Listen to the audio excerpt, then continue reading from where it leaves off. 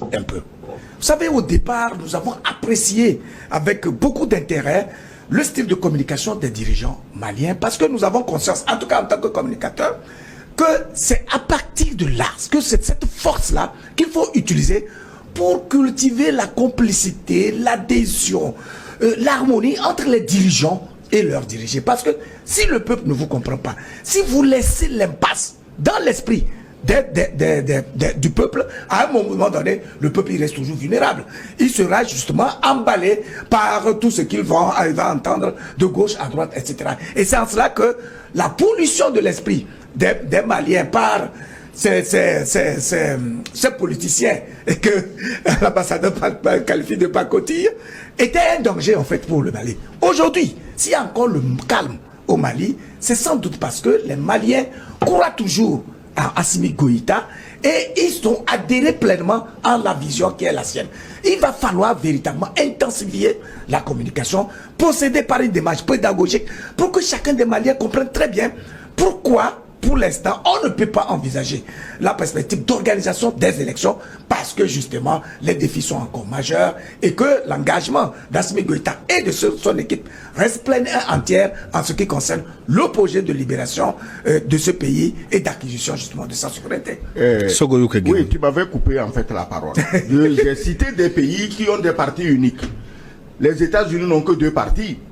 La France, bon, quand tu prends gauche, droite, centre, tu as 3-4 partis. L'Allemagne, à ma connaissance, c'est à peu près 3. Et je vous donne l'exemple des pays qui n'ont qu'un seul parti politique. La Chine, l'Iran, la Corée du Nord. C'est les plus forts aujourd'hui. Les Africains veulent se diriger vers les plus forts ou bien vers les plus faibles ou on va leur passer encore des chaînes au cou.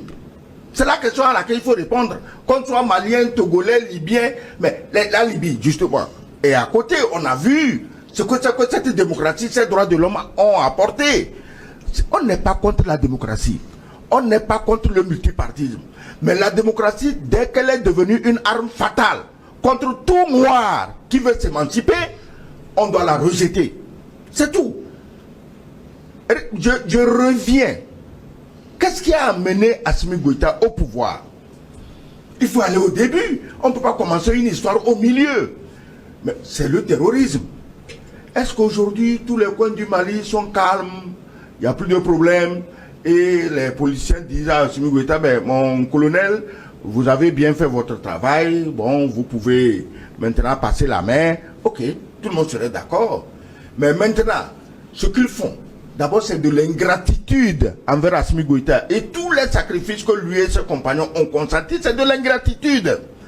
L'Africain n'a pas de héros. Les Napoléons, c'est des pilleurs, des égorgeurs, mais c'est des héros français. Tu vas à chose. À Paris, tu sais combien d'édifices ou de rues portent les noms des guerres napoléoniennes? Avenue de Iéna, avenue de Wagram, avenue d'Austerlitz. Mais c'est des guerres napoléoniennes. On n'allait pas là-bas pour embrasser les gens, mais c'est pour tuer. De Gaulle, c'est un héros en France, mais c'est lui qui a passé l'accord colonial du franc CFA au cou des Africains. Mais l'Africain préfère faire de Gaulle un héros que de faire de Assimi Goïta qui veut le libérer un héros. Mais comment vous pouvez comprendre ça? Il faut qu'on enseigne mieux l'histoire de nos pays à la jeunesse. C'est la méconnaissance de l'histoire qui met les gens dans les situations-là. Le Mali est une puissance depuis le début de l'histoire. Quand les Soundiata Keïta se battaient à Kirira en 1235 contre Soumaoro Kanté, le roi de Soso, où était la France? Où était l'Angleterre? Quand Kaka Moussa allait à la Mecque avec tellement d'or que le cours de l'or a baissé au Caire dans les pays du Golfe, où était la France? Où était l'Angleterre? Où étaient les États-Unis? Ça n'existait même pas. Personne n'était encore allé en Amérique, à part le frère justement de Kaka Moussa. C'est lui le vrai découvreur de l'Amérique. Donc on ne peut pas continuer à être les derniers de la planète. Les Chinois s'en sortent, les Vietnamiens s'en sortent, les Coréens s'en sortent, les Latino-Américains s'en sortent. Et c'est les Noirs qui sont toujours là à pleurnicher. Hein? La France vient nous niquer encore. Hein? Surtout sans vaseline, viens. Pas, mais nous, on veut démocratie française. Excellence. On veut droit de l'homme français. Il faut arrêter ça. Et Assimi Goïta doit arrêter ça. Mais je te disais des conditions d'éligibilité. Est-ce que tu sais qu'en Algérie, depuis la fin de la guerre, seuls les combattants du FLN sont au pouvoir? Est-ce que tu sais ça? Mais tu voulais quoi? Qu'on aille prendre les harkis qui ont trahi l'Algérie pour en faire le président de l'Algérie? Non. Ici aussi, ces harkis-là, ces traîtres du Mali, il faut les éloigner du pouvoir. Et dans tous les pays, il faut veiller à cela. Parce que quand quelqu'un dit quelque chose politiquement dans son pays, s'il le dit en tenant compte des intérêts de son pays, tout le monde applaudit. Mais s'il le dit parce que le matin, il a appelé l'Élysée, il a appelé le Quai d'Orsay, il faut le chasser. Il faut chasser ces gens-là. Il faut des critères clairs. Dans les pays en guerre, comme le Mali, le Burkina, le Niger, il faut des critères pour être éligible à un quelconque poste. On ne peut pas laisser comme ça. Ceux qui vous trahissent aujourd'hui, demain, vous ne voulez pas en faire des députés, des maires, des sénateurs et des présidents et des ministres. Ce n'est pas normal. L'Afrique doit se réveiller et elle doit se réveiller pour elle-même. D'ailleurs, les activités des partis politiques sont suspendues, de même que la couverture de ces activités par la presse. Est-ce qu'il ne faut pas y voir là une violation flagrante des libertés fondamentales? Je voudrais... oui. On n'a pas... Non, ce n'est pas des partis politiques, c'est des appendices de la France chargés de foutre le bordel au Mali. C'est pas des partis politiques. Je voudrais... Néanmoins, je dois finir aussi. Néanmoins, en tant que journaliste, je ne peux pas applaudir qu'on appelle la presse de travailler. Parce que si moi je ne me reprochais rien dans le pays, et si la presse fait son travail d'une manière équitable, je sais qu'on ne peut pas me condamner pour quoi que ce soit. Ces journalistes-là, mais ils n'ont qu'à se cultiver davantage. Ils n'ont qu'à mieux connaître l'histoire du Mali. Ils n'ont qu'à mieux comprendre les enjeux. C'est vrai, comme l'a dit Luc, peut-être Assimi Goïta et son équipe n'ont pas assez expliqué les enjeux. Sinon, un journaliste antipatriotique, c'est aussi un traître.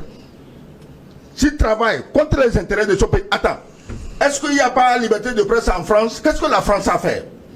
La France a interdit des médias. Est-ce que quelqu'un a crié contre ça? Personne. Pourquoi? Je trouve normal que la France, les dirigeants français prennent des décisions conservatoires pour l'équilibre, la santé de la France. Mais pourquoi nous, en Afrique, dès qu'on prend une décision pour augmenter notre souveraineté, notre liberté, on hurle jusqu'au même à tous les tarés de choses, de quoi au ONU. Mais tu trouves normal que l'ONU donne des injonctions à Assimi Goïta? L'ONU est où quand le taré, le drogué, le PD là, comment tu l'appelles? Zelensky. Oui, mais... L'ONU était... Laisse-moi parler. L'ONU était où? Je suis chargé d'assurer... Non. La police, c'est la parole. Oui. C'est un président de la République. Était où quand il a fermé 11 partis politiques, fermé tous les journaux, radio, télévision de l'opposition. L'ONU était où? C'est quand c'est les Noirs que Guterres parle? L'ONU était où? Au Tchad à côté. L'ONU était où quand on est allé simplement tuer l'opposant? L'ONU était où? Quand on a au Sénégal fermé Pastef et pris Sonko et Diomaye pour mettre en prison. L'ONU était où? Le 2 poids 2 mesures de l'ONU est une trahison globale contre la dignité des Africains. Luc Abaki ne pas... Non, je pense qu'il a parlé tout à l'heure des critères clairs pour mettre de l'ordre dans la gouvernance du Mali. On est tous d'accord. Et vraiment, je crois que c'est notre vision. Mais au même moment, il faut de la méthode. C'est-à-dire qu'en fait, comme je l'ai dit, on gouverne des gens qui sont intelligents, qui ont des facultés et qui sont capables d'analyser, d'observer, etc. Et la mission du dirigeant, c'est justement d'éveiller les consciences, de travailler en sorte à mobiliser la masse autour de sa vision à lui. Voilà pourquoi la communication devient une clé essentielle dans le style de gouvernance, dans une république, en tout cas dans un État qui veut aller loin. De ce point de vue, nous sommes obligés d'implorer les dirigeants maliens de sorte qu'ils accentuent justement des méthodes qui sont suffisamment claires, qui ne prêtent pas le flanc pour s'exposer à des critiques qui sont fondées. Voyez-vous? Voilà pourquoi au moment où le décret allait, le délai était en train de finir, en train de prendre fin, il fallait prendre des dispositions anticipatoires et en même temps contenir les opinions des dirigeants, enfin du peuple malien. Je suis d'accord que les leaders politiques maliens font preuve d'une certaine superficialité, d'une incohérence et ne donnent pas le sentiment qui se prennent réellement pour le meilleur devenir de leur pays parce que ils sont conscients de ce que le pays est décimé quand même par un fléau assez dangereux, pernicieux et qui compromet la vie même de la nation elle-même. Donc dans un tel contexte, ils ne peuvent pas se préoccuper plus par la fin de la transition que par la fin du fléau en question, notamment le terrorisme, etc. Voilà pourquoi nous recentrons tout sur l'équipe de Assimi Goïta. De par sa méthode de gouvernance, de par sa vision, de par sa stratégie de communication, qu'il se montre suffisamment rigoureux parce qu'en fait, il a déjà donné la preuve d'être quelqu'un qui se sacrifie pour son peuple.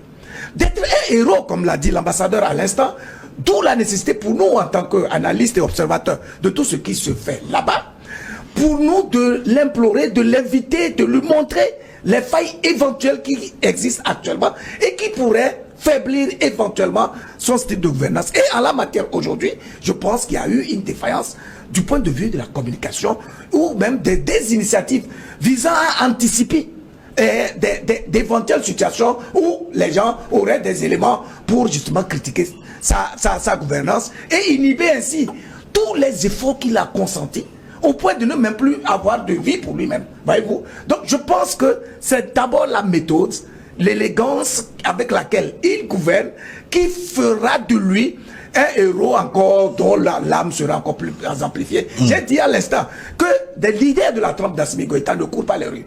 Ce ne sont pas des gens qu'on trouve partout.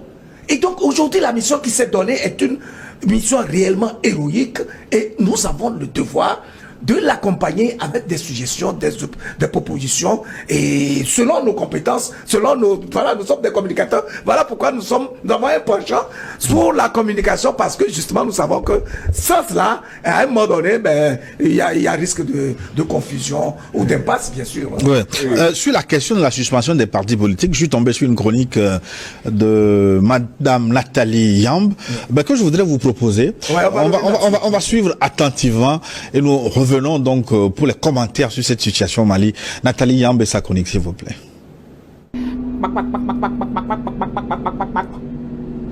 Depuis hier, quand l'annonce du décret portant suspension des partis politiques et associations au Mali a été rendue publique, les gens tapent leur bouche.